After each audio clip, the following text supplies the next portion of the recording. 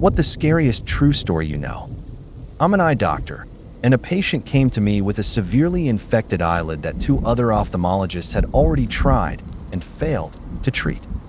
They had been applying all sorts of medications, but nothing seemed to help. The eyelid had been swollen and painful for weeks, despite being on a variety of treatments.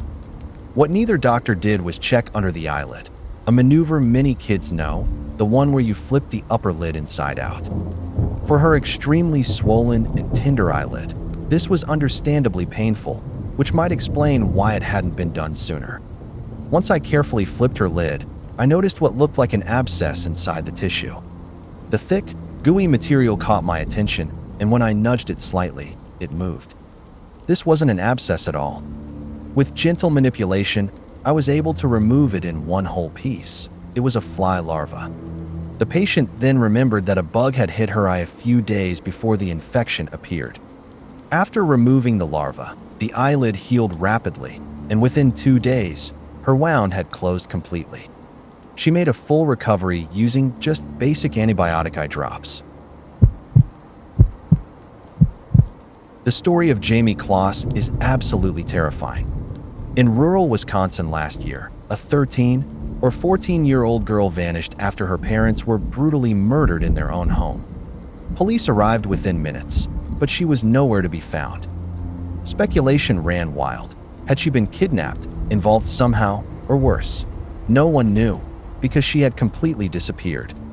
88 days later, in the middle of a bitter northern Wisconsin winter, she ran into the street and flagged down a woman walking her dog. She had been held captive nearly 40 minutes away from her home the entire time.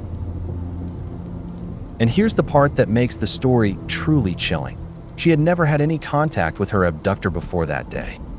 One morning, he was on his way to a new job and lasted only a single day when he saw her board the school bus. At that moment, he decided he was going to take her. There was no warning, no grooming, nothing that she or her family could have done to prevent the horror. A stranger, merely seeing her from a distance, chose to murder her parents and abduct her. It's a stark reminder of how terrifyingly random evil can be.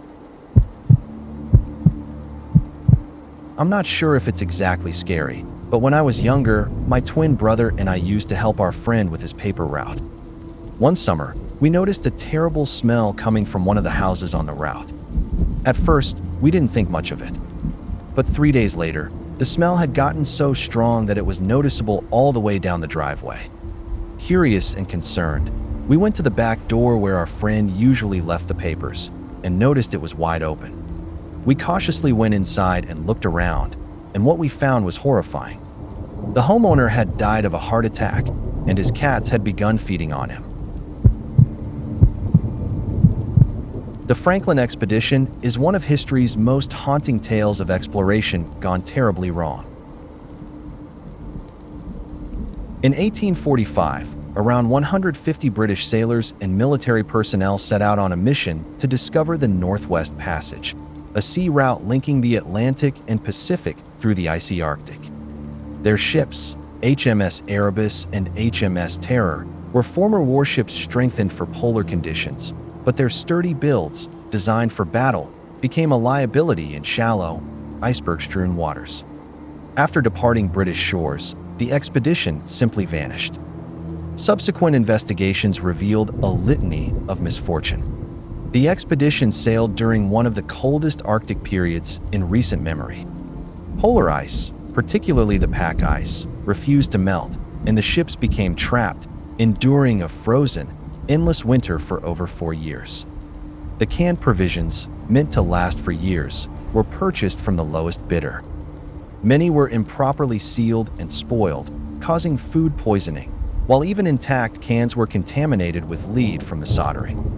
Combined with lead pipes aboard the ships, this created a slow, insidious poisoning of the crew. Alongside scurvy, botulism, and tuberculosis, which had already claimed lives before departure, the men faced disease, malnutrition, and mental deterioration, including paranoia and memory loss. After 2 to 3 years trapped in ice, Captain John Franklin and many others had died under mysterious circumstances.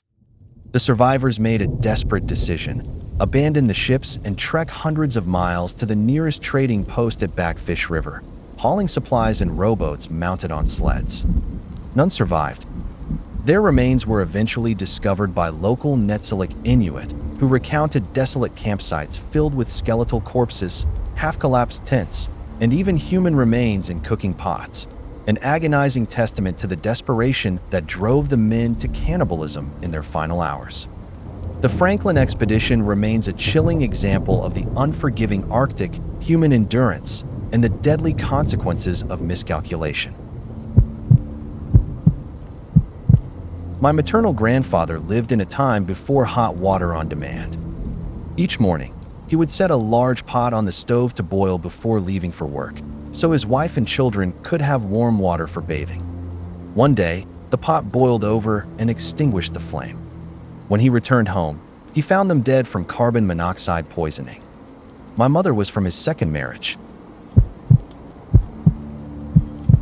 I don't know the full story, but a body was discovered somewhere in Siberia, and the cause of death was listed as freezing. Yet something about it didn't add up. It turned out he had been attacked by a tiger. The tiger had grabbed him by his backpack, lifted him overhead, and slammed him to the ground with such force that it snapped both of his femurs. Miraculously, or tragically, he survived the initial attack and crawled through the snow for 3 days before succumbing to the cold. The USS West Virginia was severely damaged during the attack on Pearl Harbor. After the initial strike, crew members aboard the ship began hearing strange banging noises coming from inside. Shockingly, the sounds were coming from people trapped within the vessel. They were sealed in a compartment that could not be accessed from below without the risk of drowning as water seeped in, and opening it from above was impossible because of highly flammable gases that lingered in the ship. When the vessel was salvaged 6 months later, the bodies of 3 men were discovered inside. Alongside them were empty cans of food and water, and a calendar marked from December 7th to December 23rd, showing they had been trapped for 16 days. During that time, they likely clung to hope, wondering if anyone would come for them, only to slowly realize that rescue might never come. They faced the terrifying certainty of death in a cramped, waterlogged compartment, confronted with the constant fear of drowning and the psychological torment of knowing their fate was sealed. This happened to my boss's best friend when she was around 17. Her parents were out of town for the weekend, leaving her alone in the house. She went about her evening, having dinner, watching TV, and eventually heading to bed. Lying in bed with her back to the closet, she suddenly heard the closet door open. Somehow, she pretended to be asleep. The man hiding inside quietly walked around her bed to the side she was facing, gently stroked her hair and face, and then left. Terrified, she immediately called her boyfriend to come over, then her parents, and finally the police. It turned out he had been entering the house through a doggy door, despite the family not having a dog or bothering to secure it, and had been living in a tent in the wooded area behind their home for months, secretly watching her. Investigators found surveillance footage of her sleeping and even pieces of her clothing. If I remember correctly, this happened somewhere in Alabama, most likely in the mid-2000s. I used to work in forensic medicine. My boss once had to perform an autopsy on a severed head that had been discovered by 2 utterly traumatized children. The procedure took 7 hours, as the victim had sustained over 56 separate injuries to the head. Sujajiri, literally crossroads killing, was a practice in feudal Japan in which a samurai, after receiving a new katana or developing a new fighting technique, tested its effectiveness on a human opponent. Usually, the victims were random, defenseless passers-by, often attacked at night. I can't even imagine the terror of being an innocent traveler walking a trail after dark, when suddenly an elite swordsman emerges from the shadows, slaughtering you, or your family, just to test a blade. And he could do it with impunity, because this was during the lawless Sengoku period, when samurai were a protected elite. The sheer brutality and randomness of it is deeply disturbing. Some historians argue that the motives weren't always purely about testing weapons, and that robbery may have been a more common factor. But regardless of intent, the horrifying reality remains. Innocent civilians were being ambushed, dismembered, and killed by an untouchable warrior class during the dark of night. Whether for sport or profit, the outcome was the same. People cut down at random, defenseless, and utterly at the mercy of a blade. The Broken Arrow killings were a horrifying tragedy. Two brothers brutally murdered their entire family. At one point, their youngest siblings, around 5 or 6 years old, were hiding in the bathroom. One of the brothers pretended to need their help. When they let him in, he killed them. One of the children's last words were, "Please don't kill me. I love you." It's an utterly terrifying and heartbreaking story. A woman I worked with a few years ago told me how her life had changed completely. She went from having a decent job to struggling with alcoholism and working as a cleaner. She had planned to move to Spain with her husband and young daughter and had a promising job waiting for her there. The plan was for her husband and daughter to fly over first, with her following a week or two later after wrapping up her old job. On the day her husband arrived, he called to tell her the house was lovely and that the furniture had arrived by ferry. That was the last time she ever heard from him. A few days later, authorities found her husband and daughter dead from carbon monoxide poisoning. She had called them, worried after losing contact, but it was already too late. It's terrifying and heartbreaking how quickly life can change. The Silent Gibbon twins were two sisters who almost never spoke, except to each other. Concerned, their parents sent them to separate boarding schools in an effort to get them to interact with others. Instead, both fell into severe catatonia. Eventually, they were hospitalized. During their confinement, they made a pact. If one of them were to die, the other would speak and live a normal life. Over months, they discussed which one would sacrifice herself. In the end, one sister died of heart inflammation, with no cause identified in the autopsy. Moments after the appointed time, the surviving twin finally spoke. "I'm free at last, liberated, and at last Jennifer has given up her life for me." There was a man in my town who stalked women at the local furniture store. He would watch them pick out chairs and linger nearby, making strange comments like, "That chair would look nice in my den." One night, he followed a woman home. He snuck into her living room and waited for her to enter, then jumped out, screaming, "I knew you took my chair," and chased her through the house. This went on for 5 years. The local police did nothing. He was the sheriff's brother. Women were eventually forced to bring chaperones whenever they went furniture shopping, just to feel safe.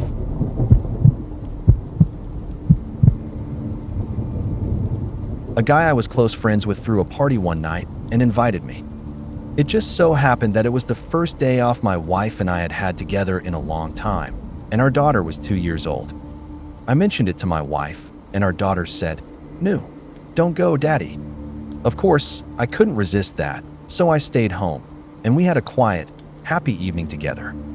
My friend, unfortunately, had the worst night of his life. The party was going fine. Everyone was enjoying themselves, except for a friend of a friend nobody really knew. That stranger had been smoking PCP and suddenly went on a murderous rampage. Armed with a butcher knife, he slashed 3 people's throats. My friend's wife acted heroically. She threw their kids out of a second-story window, jumped after them, took them into the woods, and called the police. Tragically, all 3 victims died. The police later found the man wandering down the road, covered in blood and incoherent. He claimed he had no idea what he had just done. What makes it worse is that my friend was one of the best people I've ever known. A giant, friendly guy, always joking, always doing the right thing. We hit it off instantly at work, and he was the kind of person who brightened everyone's day. Even 20 years later, I think about that night. Maybe staying home saved my life. Maybe I could have helped, but there's no way to know. What still infuriates me is that one reckless person destroyed the lives of 3 innocent families, and for no reason. I hope he spends the rest of his life paying for it. Rest in peace, Blaine. You were a good man. A woman who lived just 2 blocks from my house had multiple children and was pregnant again. I remember hearing my mom say, "She has more kids than me, and she's about to have another? She's crazy." And my mom had 6 of us. One day, the woman was no longer visibly pregnant, and there was no baby. Concerned neighbors alerted the police. When authorities questioned the family and raided their home, they discovered the horrifying truth. The newborn had died and had been stuffed in the freezer. The blue-ringed octopus carries a venom so potent it causes paralysis, often leading to death by cardiac arrest or suffocation. There is no antidote. The only hope is CPR or life support long enough for the venom to leave the body, which can take about an hour. There was a man who was bitten by one of these tiny but deadly creatures. As the lifeguard performed CPR, he lay on his back on the beach, staring at the sky, his eyes frozen open. Unable to blink or communicate, he remained like that while the sun slowly scorched his retinas. By the time he survived, the damage was done. He was left permanently blind. HG was the lone survivor of what would later be known as the Wichita Massacre. At 25, she was an elementary school teacher and had gone to the triplex where her boyfriend, Jason Beffert, a science teacher, lived with 2 roommates, Brad Heike, a chemist, and Aaron Sander, a man studying to become a priest.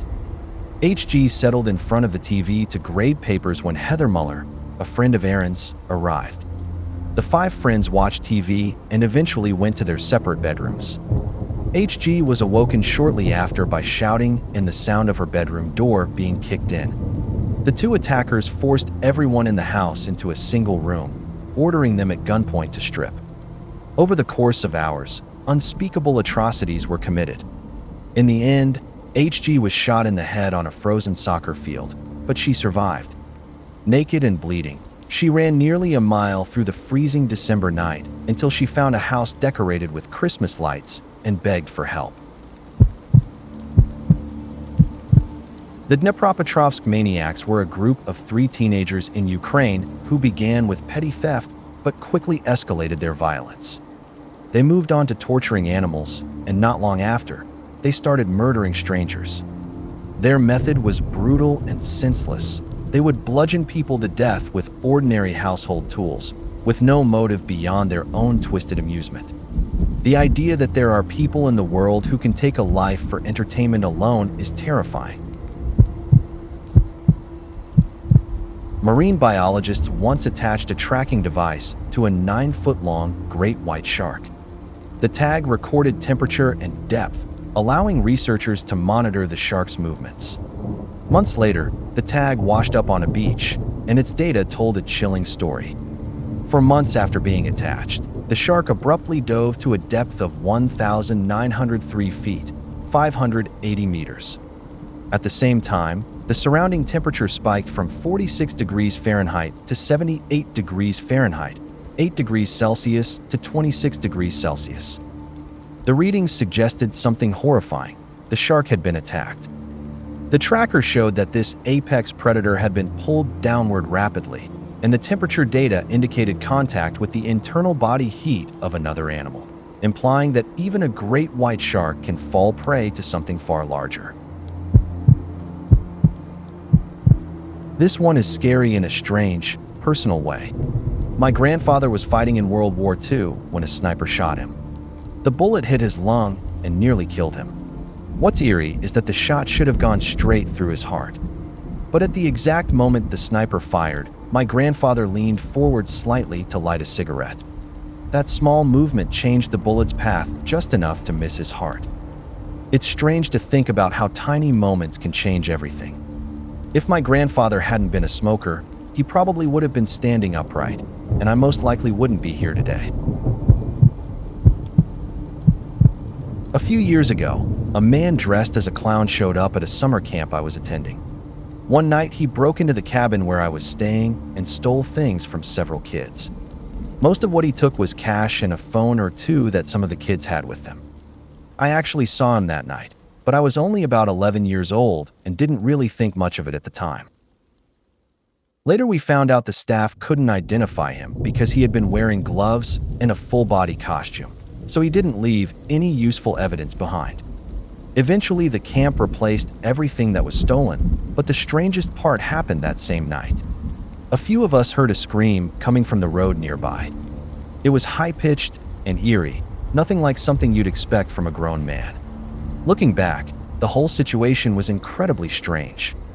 At the time, it was just confusing, but as an 11-year-old, it was also genuinely terrifying. Someone close to me lives with schizophrenia, though none of us knew it at the time. During a severe episode, the voices they were hearing convinced them that they had done something terrible, that they had harmed their partner and a child they didn't even have. The voices also pushed them toward ending their own life. In that state of panic and confusion, they tried to go through with it. Thankfully, their partner came home earlier than expected and noticed smoke pouring out of the kitchen. They rushed inside and stopped what was happening before anyone was hurt. That moment was how their partner first realized something was very wrong. Soon after, the diagnosis came: schizophrenia. After that, they got the help and treatment they needed, and over time things improved a lot. They're doing much better now. It might not sound like a typical horror story, but for everyone involved, that moment was absolutely heart-stopping. About a century or two ago, a group of explorers set out to explore the Arctic. During the expedition, their supplies were accidentally destroyed, leaving them stranded with almost no food. As their situation grew desperate, they managed to hunt a polar bear and decided to eat it to survive. What they didn't know at the time was that a polar bear's liver is extremely dangerous to eat. It contains massive amounts of vitamin A, so much that it can cause severe poisoning. Not long after eating it, the explorers became violently ill as the toxicity began affecting their bodies. One account describes a man who noticed his foot felt strangely wet inside his boot. When he pulled the boot off to check, the outer layer of skin from his foot came off with it. It's a true story and a brutal reminder of how dangerous survival in the Arctic could be, especially when people didn't yet understand the hidden dangers of the environment.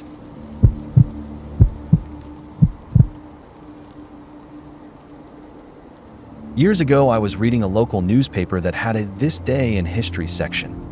One story in particular stuck with me, though I can't remember whether it happened after the World War I or the World War II. I think it was after the first. According to the article, a former serviceman's wife had gone to the hospital to give birth to their sixth child. While she was there, he took their 5 other children to a nearby quarry. Tragically, he killed them and then took his own life. It was just a short historical note in the paper, but it was one of those stories that's impossible to forget once you've read it. My brother used to work as a police officer. One day, he responded to a welfare check for a woman who hadn't shown up to work for several days. When he arrived at the house, he found that the mother had passed away on the sofa. What happened afterward was the part that stayed with him. Her toddler had been alone in the house the entire time. The child had pulled out a small diaper pad and laid down next to their mother. At some point, the toddler also died from dehydration. There were signs the child had tried to survive. Kitchen cabinets and lower drawers had been opened, like they had been searching for food. My brother still talks about that call sometimes.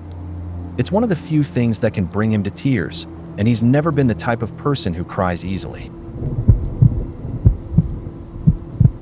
This isn't exactly a scary story, but it's eerie and has always stuck with me. One day, a group of trainees, possibly police recruits, decided to explore parts of the underground tunnels beneath Paris, specifically the vast network known as the Catacombs of Paris. Large sections of those tunnels are still unmapped, which makes them both fascinating and unsettling. As they moved deeper underground, they suddenly heard dogs barking and snarling somewhere ahead of them. It sounded real at first, but when they got closer, they discovered speakers mounted on the walls playing recorded dog sounds. Nearby were cameras, as if someone had set up a system to watch anyone who entered. Curious, they kept going. Eventually, they reached a large, open chamber, and what they found was completely unexpected. Someone had built a small underground cinema. It was surprisingly elaborate, decorated almost like a proper theater. There were projectors, shelves of movies both old and new, working electricity, and even several phone lines connected. The group marked the location and went back to the surface, planning to return the next day with more experienced officers to investigate further. But when they came back, everything was gone. The wiring had been ripped out. The furniture and equipment had vanished. The entire place had been cleared as if it had never existed. The only thing left behind was a single note that read, "Do not try to find us." As far as anyone knows, no one ever figured out who built it or who had been living down there. In the early 1900s, a young boy named Bobby Dunbar disappeared while on a family trip. His parents searched for him for months with no answers. Nearly a year later, they were told about a man traveling with a boy who looked strikingly similar to their missing son. When the parents saw the child, they became convinced he was Bobby. The man traveling with the boy claimed the child belonged to a woman who had entrusted him to care for him, but after a long legal battle, the courts sided with the Dunbar family. They took the boy home, and the town even held a parade celebrating the return of the missing child. The boy grew up, lived his entire life, and eventually died believing he truly was Bobby Dunbar. Decades later, however, the story took an unexpected turn. One of his granddaughters decided to look into the family history and requested a DNA test from someone who should have been a close relative, Bobby's nephew. The results showed that they weren't related at all. That meant the boy raised as Bobby Dunbar had actually been someone else the entire time. The real Bobby Dunbar was never found, and what truly happened to him remains a mystery. When I was about 7 years old, I was outside my aunt's house raking rocks in the front yard when an old, beat-up pickup truck pulled up nearby. A man got out, lifted the hood, and pretended to mess with something for a moment before closing it again. Then he looked over at me and asked, "Hey kid, do you know how to pop a clutch?" I had grown up around farms and old trucks, so I actually did know what he meant. I told him yes. He waved me over and said, "Come give me a hand real quick." I started walking toward his truck.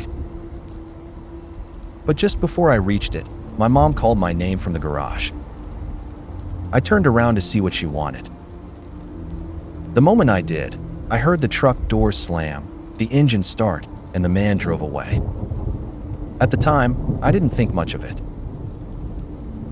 It was just a random moment from childhood. Then about 30 years later, one night while I was lying in bed, the memory suddenly came back out of nowhere. And in that instant it clicked. That man wasn't asking for help. He was trying to lure me into his truck. The realization hit me so hard I actually sat straight up in bed. I had never thought about it that way before, but suddenly it was obvious. I just sat there shaking for a while, realizing how close I might have come to something terrible. It still gives me chills when I think about it.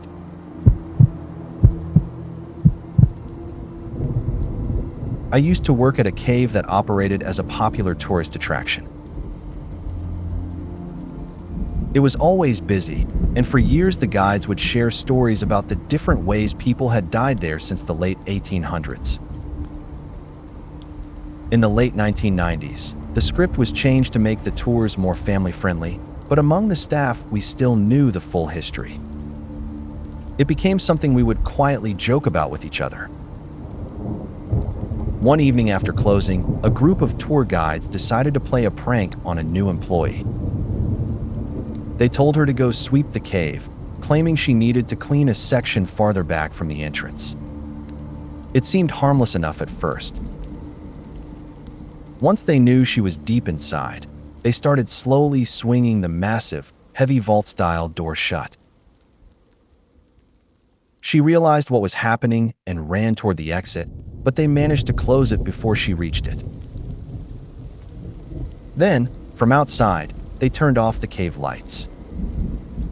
From inside, it went completely dark.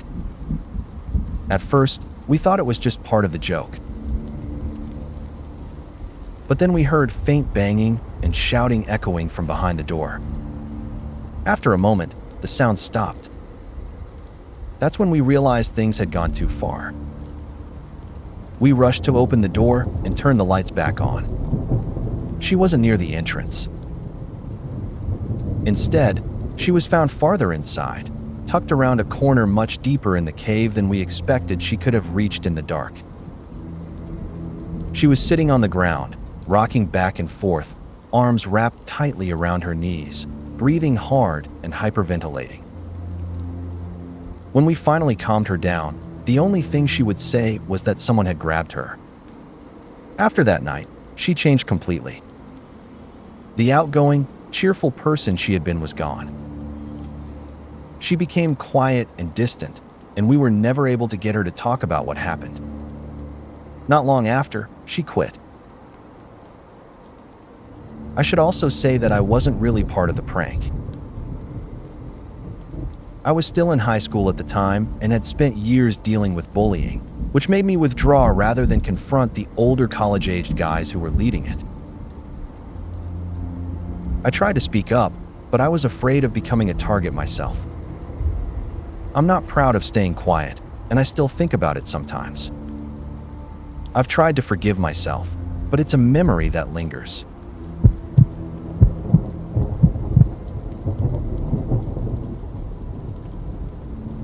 The atrocities committed by Unit 731 during World War II remain some of the darkest chapters in modern history.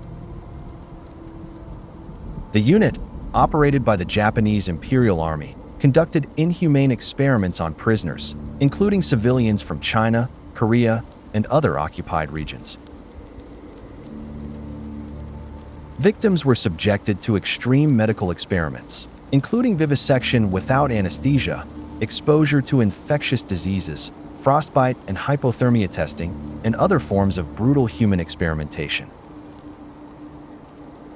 Some accounts describe experiments designed to study dehydration and the human body's composition, where prisoners were exposed to extreme heat until death, and their bodies were later examined and weighed. These experiments contributed to various data points later referenced in scientific contexts, though obtained through horrific and unethical means.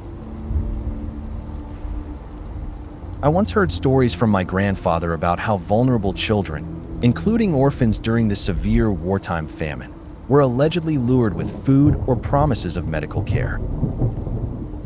In some accounts, injections were presented as vaccines, but were instead part of infection experiments. The victims were then observed over time as they suffered, sometimes kept alive with basic sustenance so researchers could monitor the progression of illness. The Nanjing Massacre is often described as another devastating example of the violence carried out during the war, where large numbers of civilians and prisoners were killed over a short period of time, and the city suffered widespread destruction and suffering. Many survivors and historians argue that the victims from these events were dehumanized, and that recognition and accountability for certain actions, particularly those related to biological warfare and Unit 731, have been limited compared to other wartime atrocities. Memorials and historical evidence exist across parts of Asia, preserving the memory of what occurred. My grandfather used to say that history is often written by the victors, but that does not erase what actually happened. He carried memories of losing family members during the war, and like many others, he believed it was important that these events not be forgotten.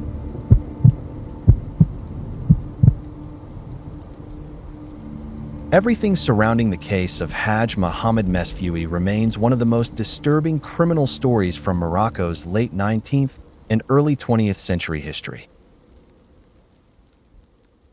Mesfui was a shoemaker who operated in Morocco, and together with an elderly accomplice named Anna, he was accused of targeting young women who visited his shop.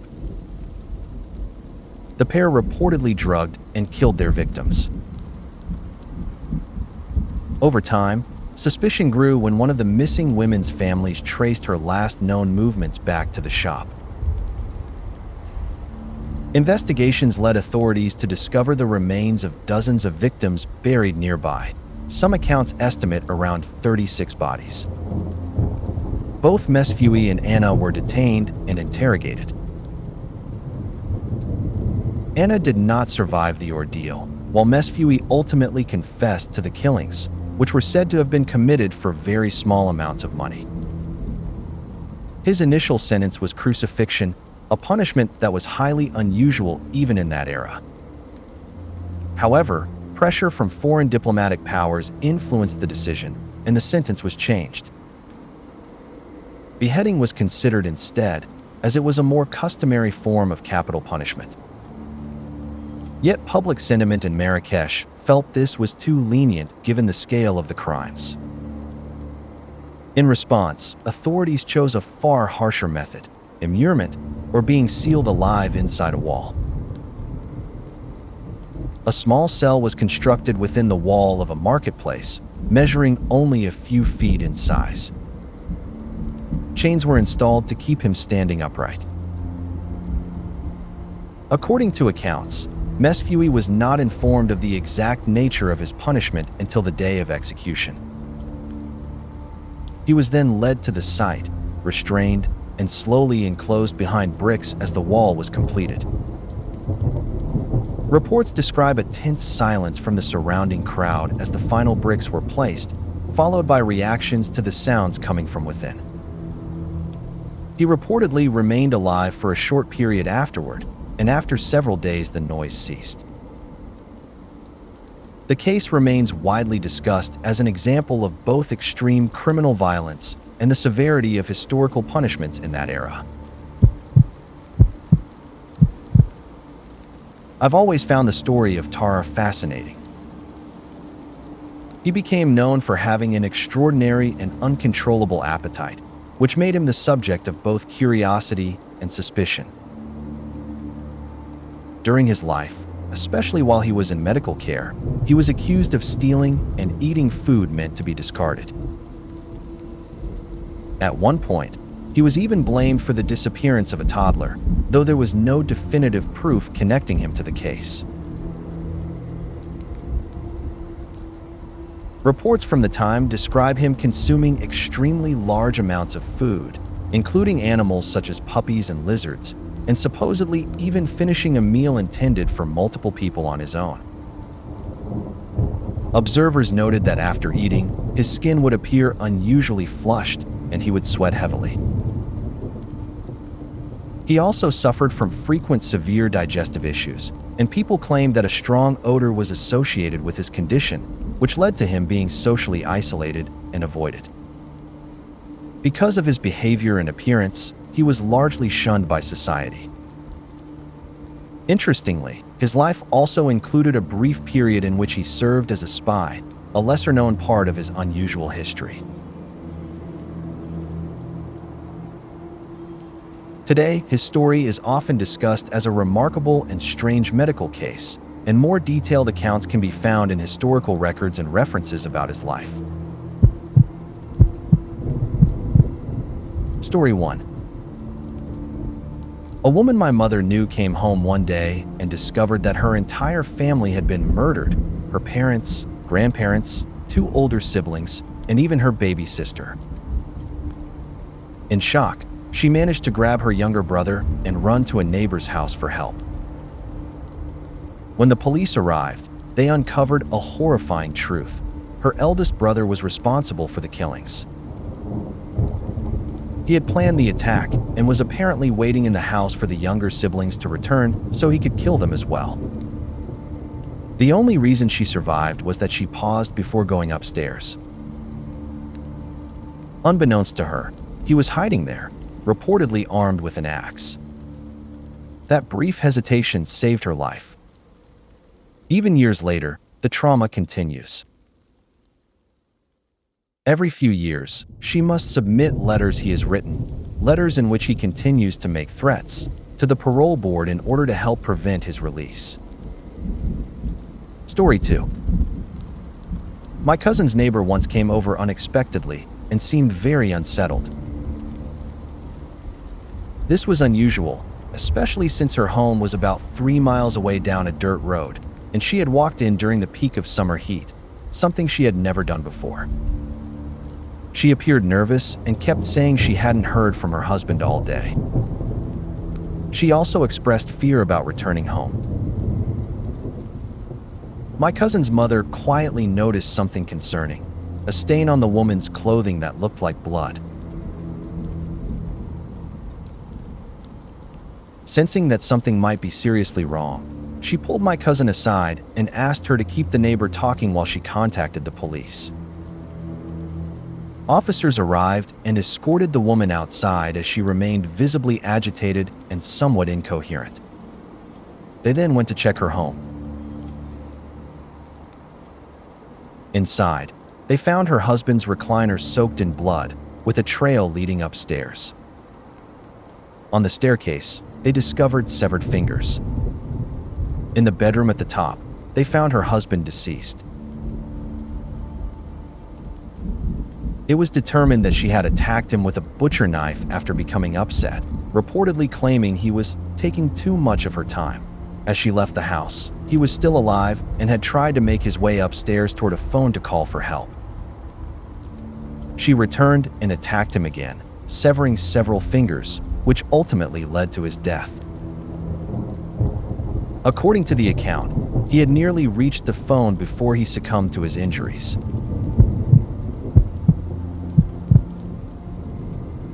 I grew up working in a funeral home and helped out in the office when I was a teenager.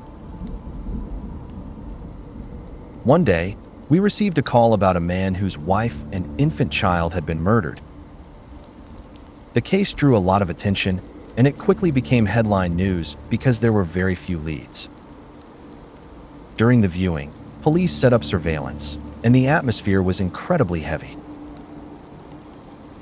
The mother was laid to rest holding her baby, which made the entire situation even more heartbreaking. Because I was young and familiar to the family, I was asked to help with something small but important. I would collect the flower cards, bring them to the husband, and ask if any of the names were familiar to him. Then I would make copies and return them. My presence didn't draw attention, and it allowed the investigators to keep track of information quietly. I spoke with the husband many times during that period. He appeared devastated and deeply shaken by the loss. Later, police shared that they had an eyewitness who had seen someone leaving the house on the day of the murders. The witness was only 3 years old. Despite her age, she was able to identify the person she had seen. That identification pointed to the husband's closest friend. As the investigation unfolded, it was revealed that the two men had allegedly made a disturbing agreement to kill each other's families and start new lives elsewhere with their secretaries. The young witness's testimony played a crucial role, and eventually one of the men confessed. Both were charged and sent to prison on multiple counts. Even now, it's hard for me to process that the friend stood beside me during the viewing more than once, and I had no idea what he was involved in. That experience changed the way I see people and left a lasting impression on me.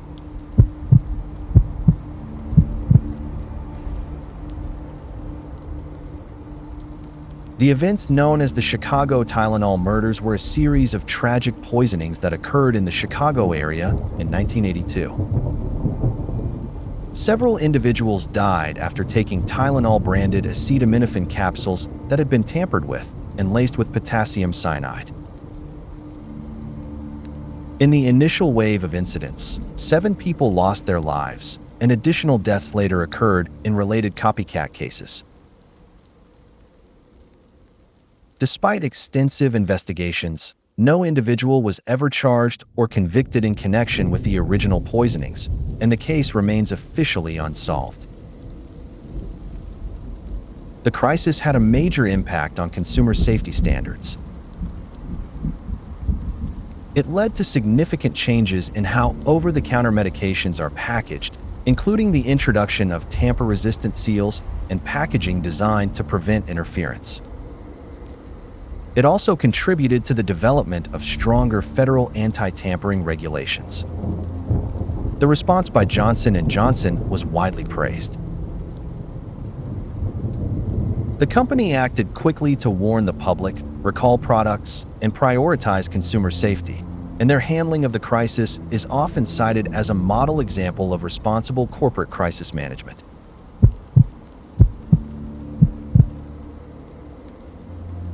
My grandmother grew up on a farm, and one night she was staying over at a friend's house. As they were getting ready for bed, the other girls suddenly remembered something and said they needed to check the pasture gate. So they both got up to look. When they reached it, my grandmother said they had already locked it. Her friend replied calmly, almost casually, that she knew, because there was a man under the bed. At the time, it wasn't unusual for drifters or strangers to wander onto rural properties, and families were taught how to handle situations like that quietly and cautiously. The way her friend said it made it sound like something they had prepared for before, even though for my grandmother it was a shocking and unsettling moment. It's one of those stories that feels simple when told years later, but must have been incredibly tense in real time. My father used to work as a medical examiner. He was part of the team called to crime scenes to conduct an initial examination of someone who had died before the case moved on to further investigation. One case that stayed with him involved a child, about 9 or 10 years old, who was said to have been killed in a drive-by shooting while playing in the front yard with his older brother. That was the story given at first. However, during the examination, my father noticed signs that didn't match that explanation. The physical evidence suggested the shot had been fired at extremely close range, not from a passing vehicle. Those findings changed the direction of the investigation. It turned out that the older brother's account wasn't truthful. The evidence pointed to the fact that the child had not been killed in a drive-by at all, but had been shot by his own brother. It was one of the most difficult cases my father ever worked on, especially because it involved such a young victim and a tragic deception within the family.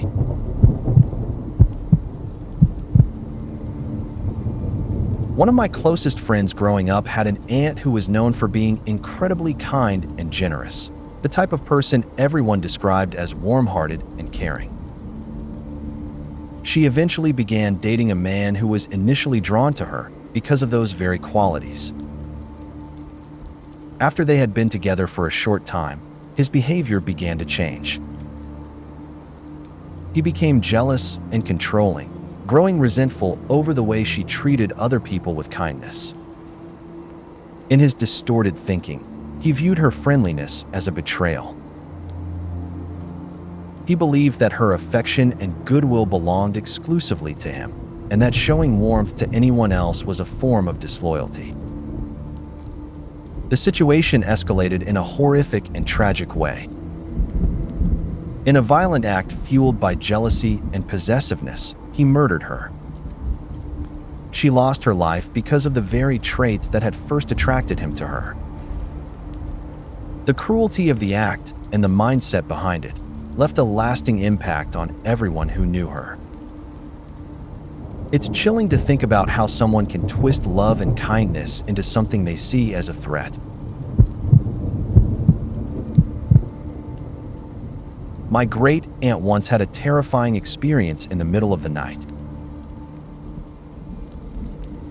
She was living alone in a ranch-style house when she woke up to her dog making low, warning growls. Realizing something might be wrong, she got up to check the house. She walked into the living room, but didn't notice anything unusual at first. To be safe, she decided to double-check that the doors and windows were secured. The front door was locked, and the first window she examined was also locked.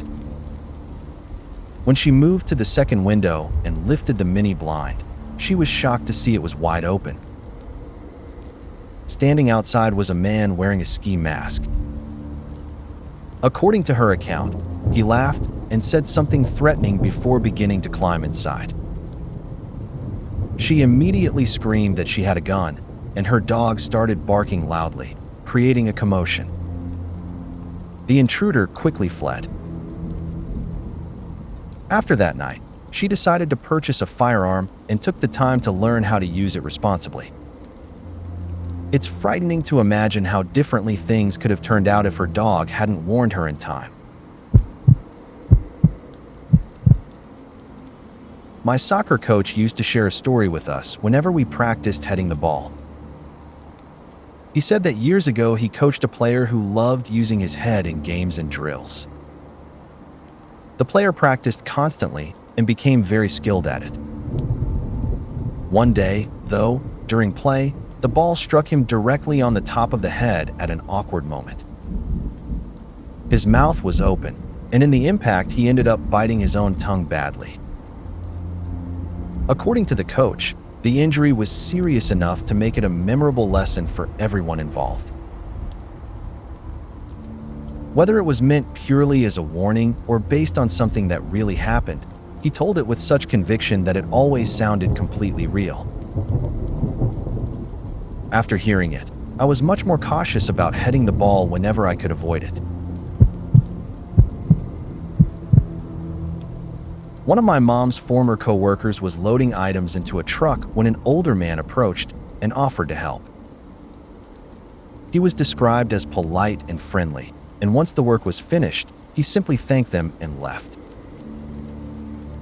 Curious, she noted his name and later mentioned the encounter to her mother.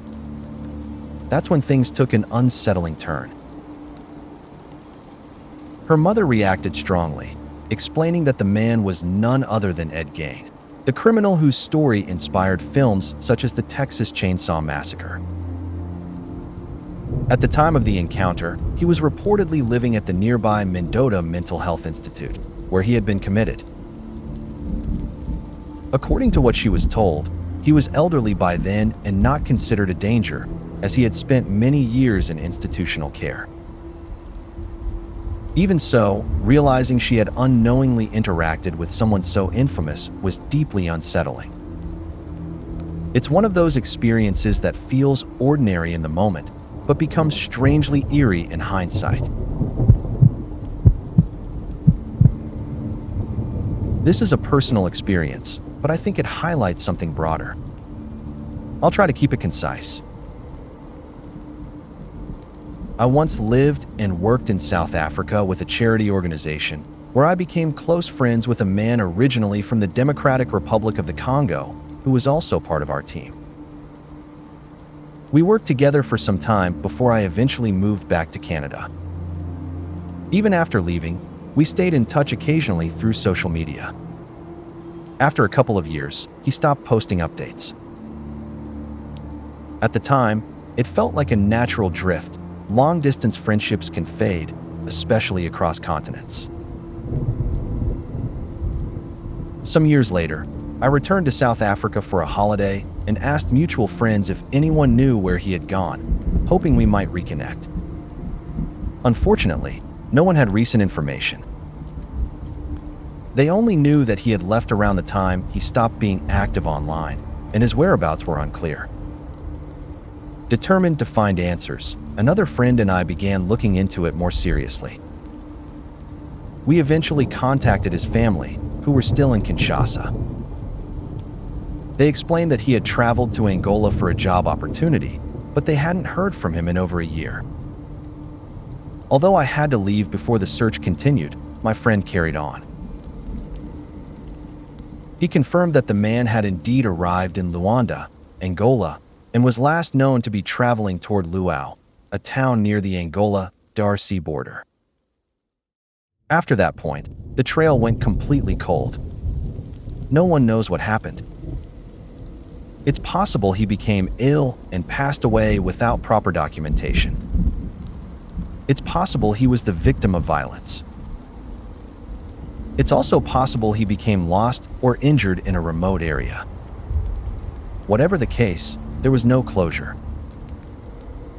We shared what we discovered with his family, who were grateful for the effort, though they ultimately accepted that he was likely gone.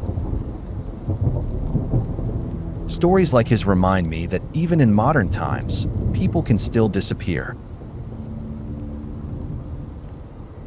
This is especially true for migrant workers, travelers, or those moving through regions without strong infrastructure or record-keeping systems.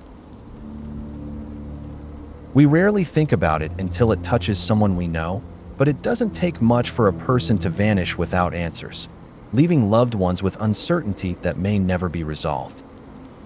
And that thought is deeply unsettling.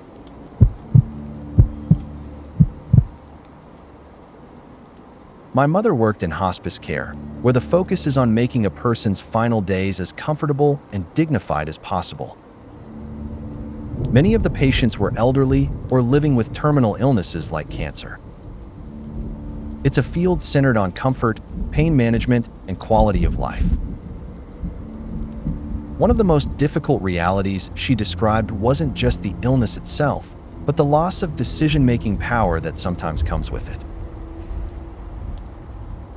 Conditions such as Alzheimer's disease or other forms of dementia can prevent a person from making their own medical choices, which means family members, often children or grandchildren, are placed in charge of critical decisions.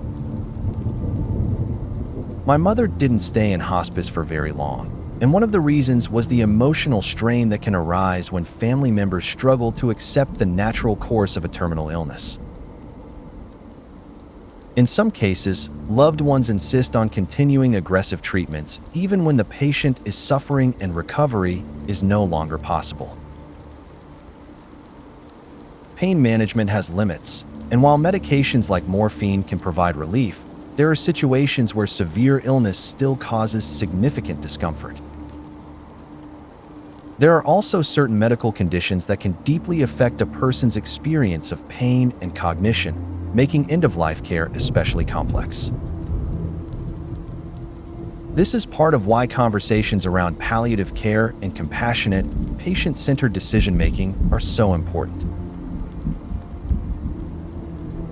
When treatments are prolonged beyond what brings comfort, patients may experience extended periods of suffering rather than relief.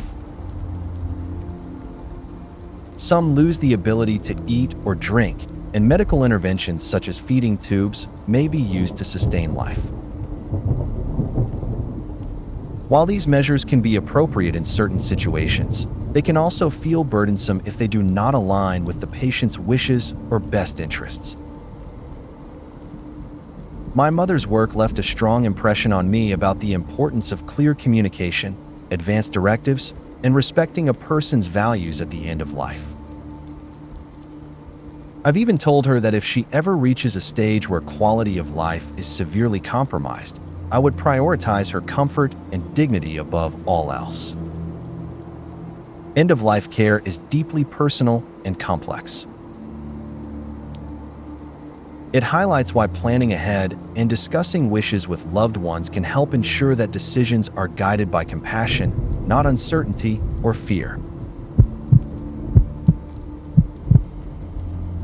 The case of Joseph Fritzl is one of the most disturbing crimes in modern European history. Fritzl lived in Amstetten, where he claimed that his daughter Elizabeth had disappeared in 1984. In reality, he had secretly confined her in a concealed underground room beneath his home, which he had partially constructed under the pretense of building a shelter.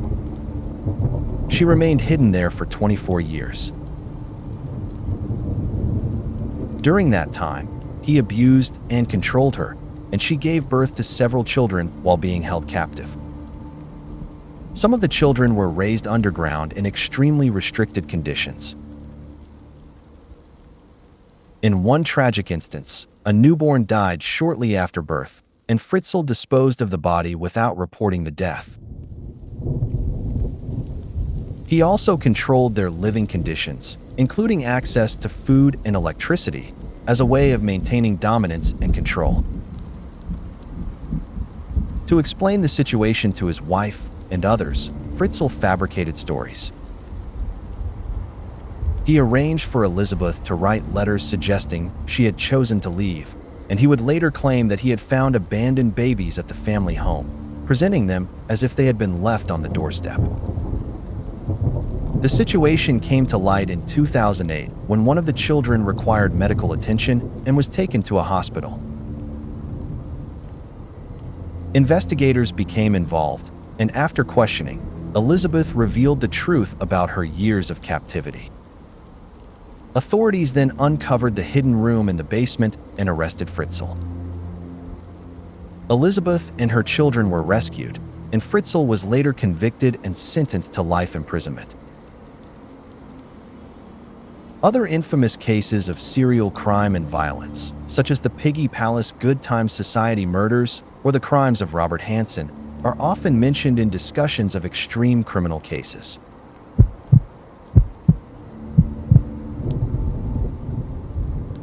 Honestly, few things feel as terrifying to me as incidents like the recent road rage killing of a young child. The thought that someone can be driving along normally one moment, and in the next instant have their child gravely injured or killed because of another person's anger is deeply unsettling. To imagine a parent holding their child, helpless, unable to save them despite doing nothing wrong, is heartbreaking. The randomness of it makes it even more horrifying, something so devastating happening over something as small as a traffic disagreement. Since reading about the story, it has weighed heavily on my mind. I can't stop thinking about the unimaginable pain the family must be living with every day. There are moments when the cruelty of certain acts feels beyond comprehension. No punishment can undo what happened, and it's hard to find comfort when something so senseless takes a life.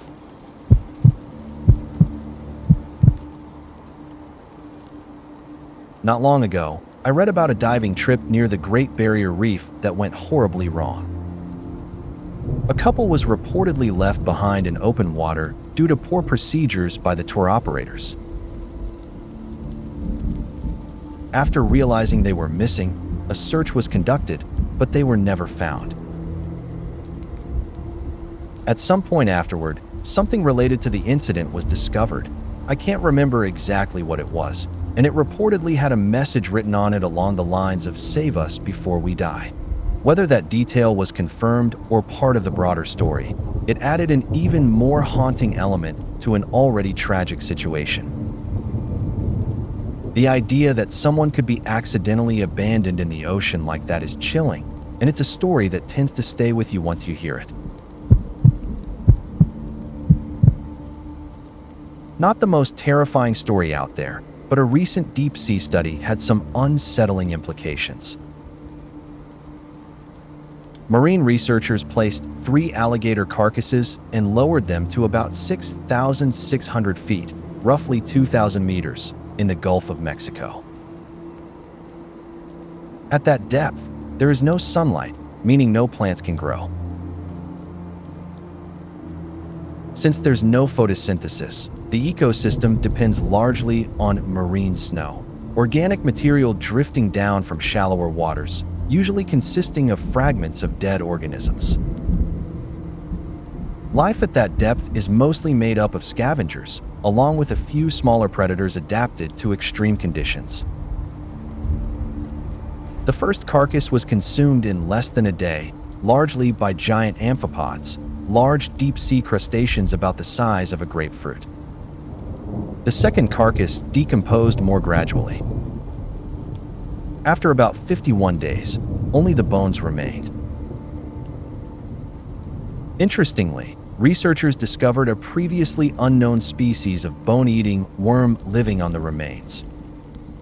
The third carcass produced the most intriguing result. When scientists sent a camera back down to observe it, the alligator was completely gone. There was no body left at all. The only evidence was disturbed sediment on the seafloor and torn anchoring ropes. Beyond that, there was no trace. At those depths, most animals are relatively small due to the limited food supply, often no larger than a household pet. For something to break heavy rope, move an 80-pound carcass, and remove it entirely suggests a much larger creature. While it could have been a large shark or another deep-sea predator, the exact cause remains uncertain. Some of the species discussed as possible explanations include deep-diving sharks, such as the six-gill shark, as well as other large deep-water animals like the Greenland shark or certain species of deep-sea squid. However, no definitive conclusion has been reached, and the mystery remains. The case of James Bulger remains one of the most disturbing crimes in modern UK history. James was just 2 years old when he was out shopping with his mother. In a brief moment, when she let go of his hand to pay at a store counter, he wandered away. 2 10-year-old boys noticed him and led him off from the area. Witnesses saw them with the toddler, but when questioned, they claimed he was their younger brother, and no one intervened further at that time. The boys took James to a more isolated location, where he was harmed. His body was later discovered days afterward on railway tracks, in an attempt to make the death appear accidental. The investigation led to the arrest of the 2 boys, who were subsequently convicted. Their case made history as one of the youngest murder convictions in British legal history. They were released from custody when they turned 18. Over the years, the case has continued to provoke discussion due to its shocking nature, particularly the fact that the perpetrators were children themselves. It raised difficult questions about responsibility, rehabilitation, and the capacity for serious harm at a young age. The incident is often referenced in discussions about child safety and the unpredictable nature of violent crime, and it continues to unsettle many people even decades later.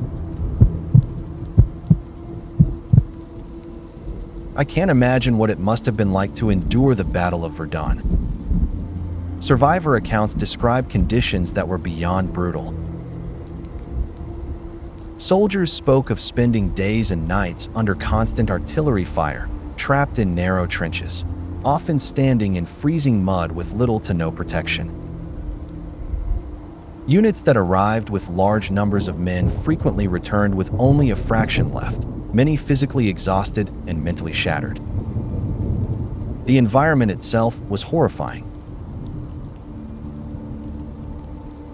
Drinking water was scarce, and in desperation some soldiers resorted to contaminated sources, sometimes with tragic consequences. The battlefield was littered with debris and the remains of the fallen, and the overwhelming presence of decay became part of daily life. Even food, clothing, and equipment carried the persistent odor of the surroundings. Finding cover offered little relief, as shell holes and trenches were often filled with mud and the remnants of previous fighting. The landscape was so devastated that it felt impossible to escape the constant reminders of death and destruction. Reading these testimonies makes it clear just how devastating and psychologically draining the battle was, a place where survival itself was an extraordinary struggle. The tragedy at New London school explosion was one of the deadliest school disasters in U.S. history. In 1937, a school in New London, Texas attempted to save money by tapping into what they believed was a natural gas supply for heating. Unfortunately, a leak went undetected and the gas accumulated inside the building. When it ignited, The resulting explosion devastated the school and caused catastrophic damage. The event led to major changes in safety regulations, including the practice of adding a strong odor to natural gas so leaks could be detected more easily. That distinctive smell is now standard in Texas and across much of the United States. Survivor accounts describe scenes of chaos and heartbreak. Many students, teachers, and parents were present during the incident, and rescue efforts were immediate but overwhelmed. People recounted searching through rubble, trying to help the injured and recover those trapped inside.